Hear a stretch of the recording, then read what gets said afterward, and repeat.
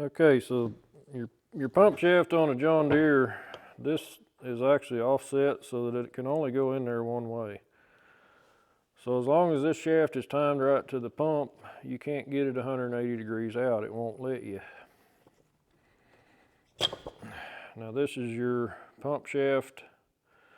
Now on the inside, the pump shaft has a dot. And that dot lines up with the dot down in the driven part. So those are just some ways that they keep you from getting messed up on your direction. Now that O-ring's got, this is all trash from that governor ring coming apart. These are your umbrella seals. These are pretty important. This one keeps the oil or the diesel in the pump. This one keeps the oil from the engine out of the pump. So they're faced in different directions. I'm not 100% sure, but a person could probably put both of these on a John Deere facing the fuel. I don't know that it would matter because your oil is not going to go up that shaft, I don't believe. I could be wrong. Let me know if you think I am and your reason for that. But this bushing actually has some grooves in it, and I'm going to replace it. I got a new one. We did have a problem with this pump once before. I can't remember if we took it to a pump shop or if I fixed it, but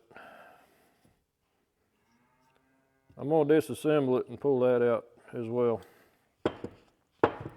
So, like I say, the direction of rotation on this pump, if looking at, and this is important when you're rebuilding them because these can run either direction. So, before I pulled it off, I verified it's turning in a clockwise. If I'm looking at this end, it's turning clockwise. So, there may be a number on here that tells you which direction. It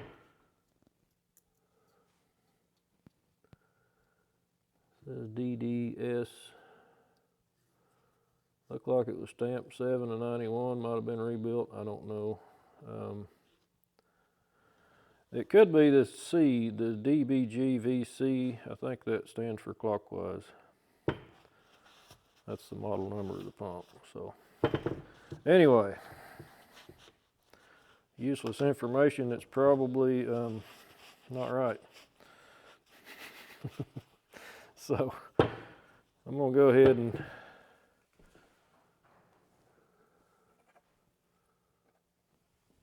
I'm going to be sure and get my screws that go with the timing cover. It's going to have new seals on that. Anyway, I'm going to tear it down and we're going to see what happens here. All right, we're going to start out by pulling the cover off of this pump.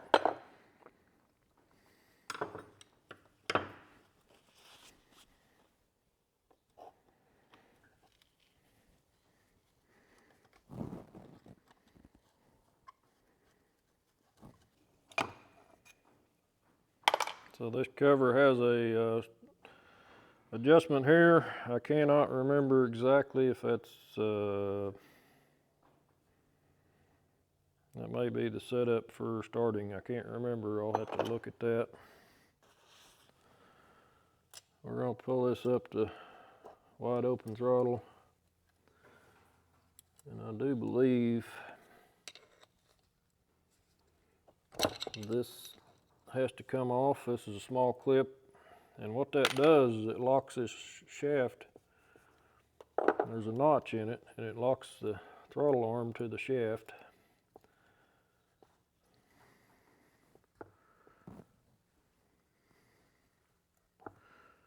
I should be able to pull it.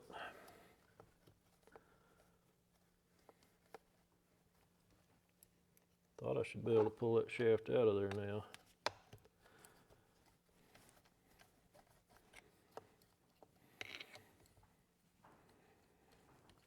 It's kind of froze up. I'm gonna go ahead and pull this one off too, I guess.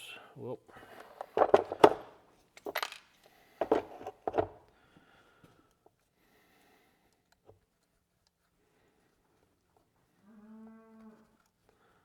Seems to be kind of froze up in there or something.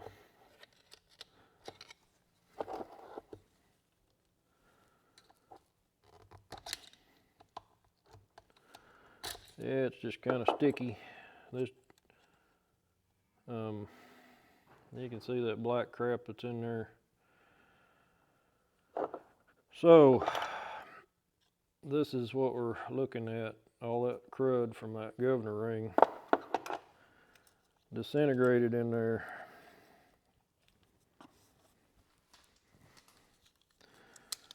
Now we can pull this one out this side. There's an O-ring on both sides.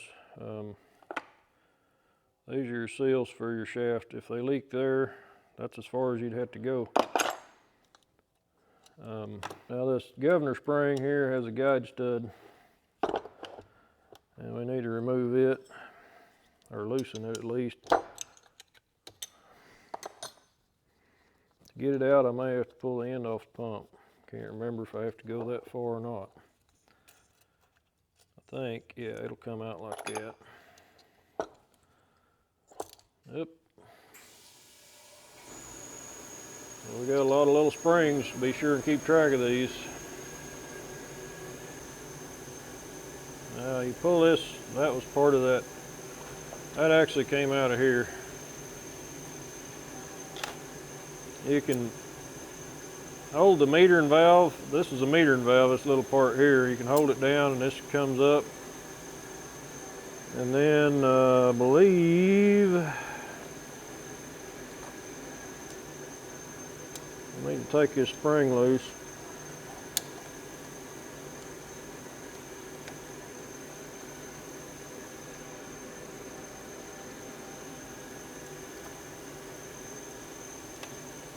Then this assembly will come out. There's your metering valve, and there's a spring on the bottom.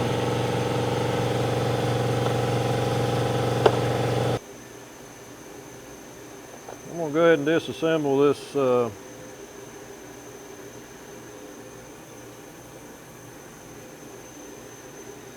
this is your supply pump.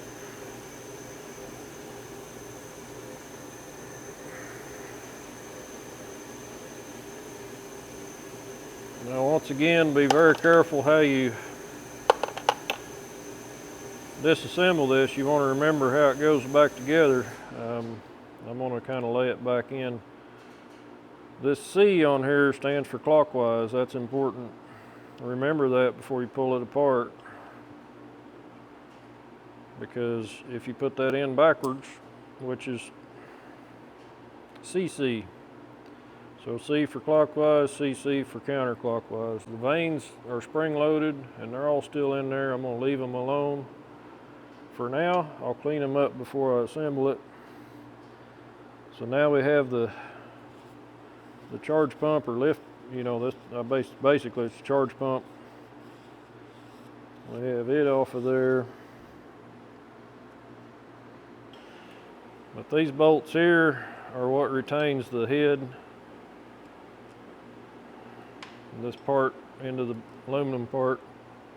This one's got to come out as well, because this is the locating pin for the head. That keeps the head in the right location. That would affect timing if it moved. That might be a bear to get out of there. This is your timing advance.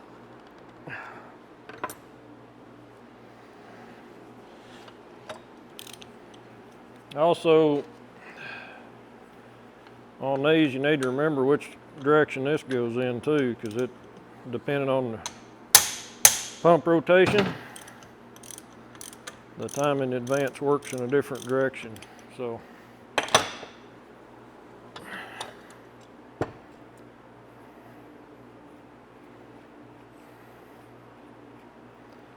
there'll be a spring.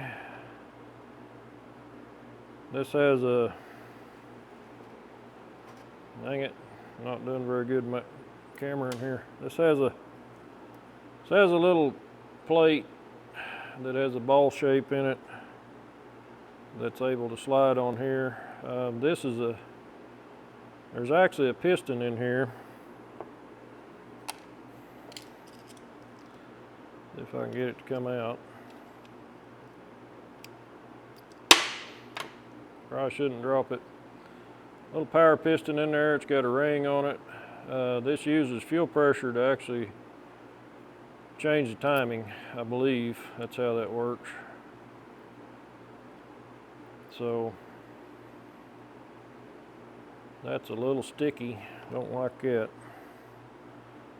And this other side, it has a spring or a set of springs in there. So that's what counters the advance. Now I believe this will change your timing advance maximum, or maybe, well, I know it sets that spring pressure, so that would definitely have an effect on your, once again, it's got another one of those sliding plates on there.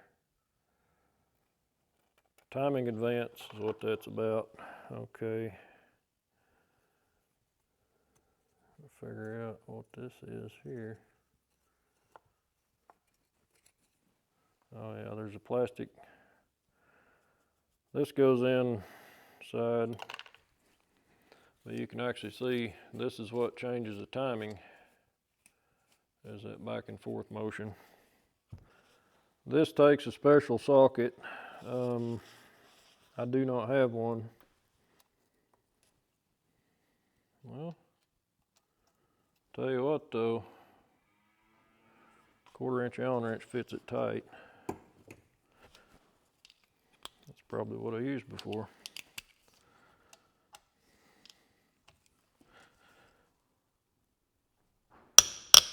Okay, she came loose.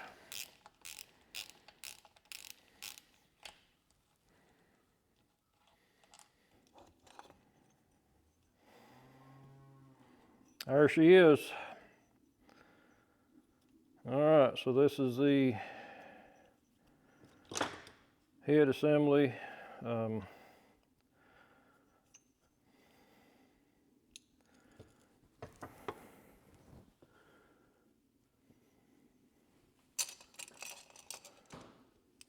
There's our governor flyweights. This little barrel runs in there. These things, yeah, they're a mess. They all come apart. Simple deal, but this is supposed to have a ring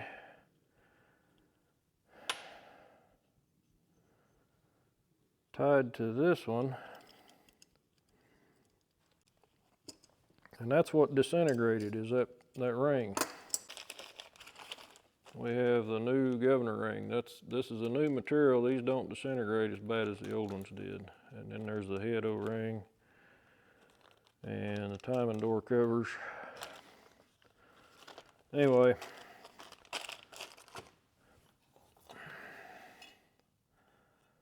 you can see there's plenty of crud still in there. Now,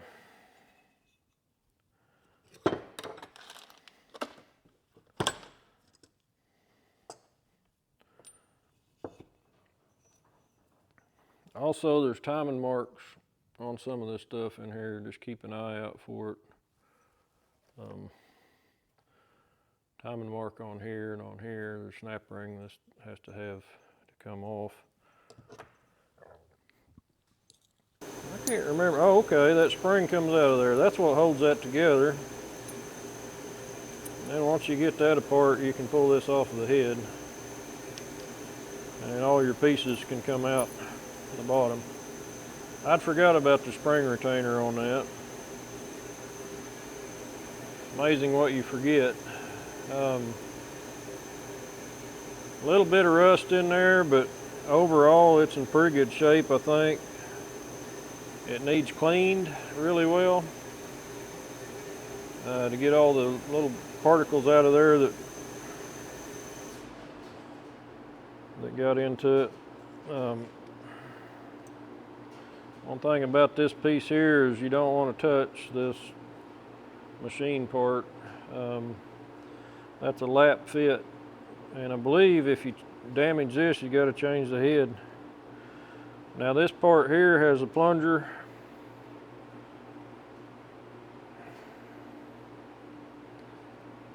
Actually, 2 plungers. I think it's important you keep those in the same side, that you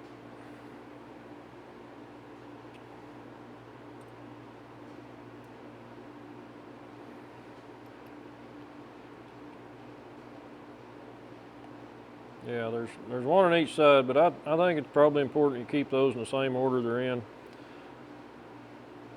If I were doing this, and I've never taken this apart, you can see this is a leaf spring, what they call a leaf spring, and this controls the maximum that these cam followers, that controls the maximum fuel. So if you wanted to turn the fuel up on the tractor, you could crank this in and it would actually spread this out and it would give it a little bit more flow. Some old timers over at the shop we had a dyno over there, and there were some old timers that worked there, and they said, I think it was a half a turn or a quarter turn gave you 5 horsepower on a 40/20, but I could be remembering that wrong. But you don't need to take that out. You don't need to take that apart. And I'm going to wash this stuff in diesel. I'm not going to use a solvent because my solvent's got dirt in it. So what I'll do is just get a clean bucket of diesel and I'll swish this stuff around in it. These are the actual cam followers that move in and out with the pistons. So what moves the pistons is charge pressure. Charge pressure pushes those pistons out, and they get a full stroke every turn. I mean, every time they hit a cam lobe, it goes full stroke. Now your metering valve, that's what controls how much fuel comes out of your injectors, because it's got a little helical cut. So at full fuel, it cuts off that helical and gives it more fuel. But the more of that helical that's opened up, the less fuel it gets. So metering valve looks really good. The cam rollers look pretty good. Not a lot of wear, but these will need to be cleaned up in diesel. Like I say, all of this will get cleaned in diesel. At least that's how I do it. You could do it another way. Also on this cam ring, there's a direction arrow. This can be reversed, like I said before. If you put it that way, it's going to change the direction of the pump. That changes the timing. So you want to be sure you don't get this backwards. Now this is the piece that has that used to have the rubber governor. It's like an isolator bushing.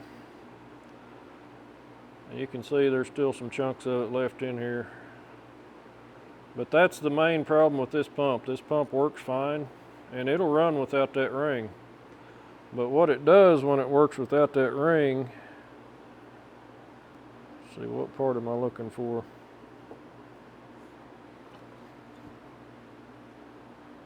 The governor ring, this part here. What it does is if that's not in there, it bounces off of those and you'll get a surge. Your RPM will not be consistent because this thing will hit and it'll spin that governor for a moment and it'll just let those flyweights, you know, so they will run. I don't know how long they'd run like that. They'd run a long time. They also make a head, or you can buy this piece now that's solid. It doesn't have that piece in it, but I'm going to go ahead and use the rubber ring. I don't think it's actually not rubber anymore. It's actually made out of a better material that doesn't disintegrate. These used to probably work good in the old style diesel we had. That's my theory. I don't think they had quite as many injector problems back when they had good diesel that had a lot of lubricating oil in it. The new diesel we got's really dry. I'd recommend a good additive in it, but these would probably come apart after 50 years anyway. But those pieces there, those chunks, you know, they gotta be cleaned out. So anyway, that's about all I'm gonna do for today. I'm probably come back out tomorrow and we'll start cleaning parts and putting this back together. Hopefully you enjoyed the video. hopefully I get this pump back together right. I've already sat here and discussed what I was doing and lost track of what piece went where, so actually I think it went like it. But you can see there's not really any wear on these parts. It doesn't really damage them, I don't think, to run without the rubber ring, but it's probably a good idea to have them in there. It'll definitely make it run smoother. The RPM will be way more consistent because it won't be bouncing back and forth. So anyway, that's how you disassemble this pump. Now there's one thing I didn't do, and that is take out the, I'm not real sure, I need to pull the, there's a,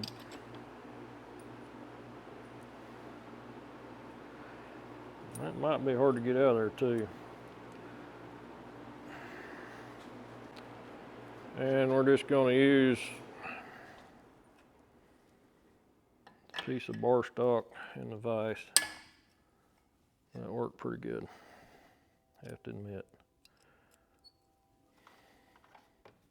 Look back down here now. There you go. So we can pull this out. I don't believe there's an adjustment on that, it just tightens down, but that's a hollow part. Fuel goes right through the center of it. Now,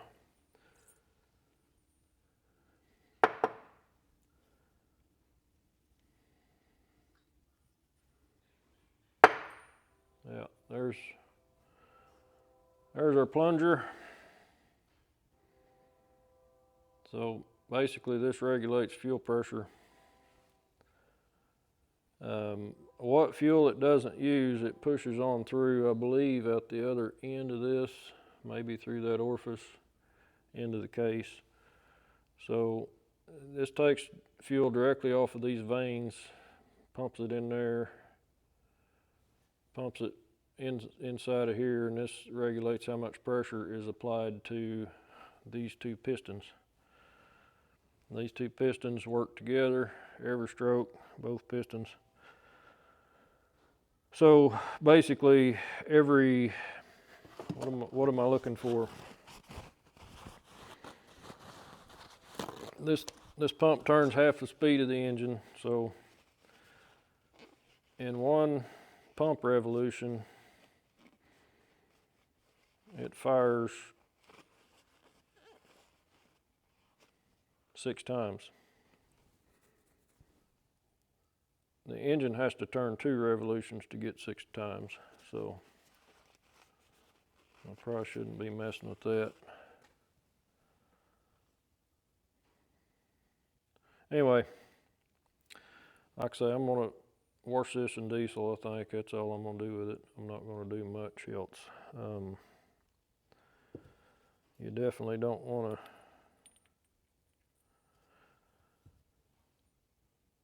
scratch your stuff up. You don't want to get dirt in it. It's already full of rubber.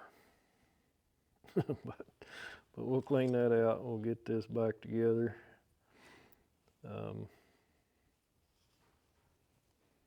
Anyway, that's what I'm up to right now. Interesting, I think. I don't know. But like I say, if this is something you think's over your head, send it to a pump shop. That'd be the way to go. The worst thing in doing one of these is you could do more damage. You could end up spending way more money if you damage it than a pump shop would charge you to just do it right the first time.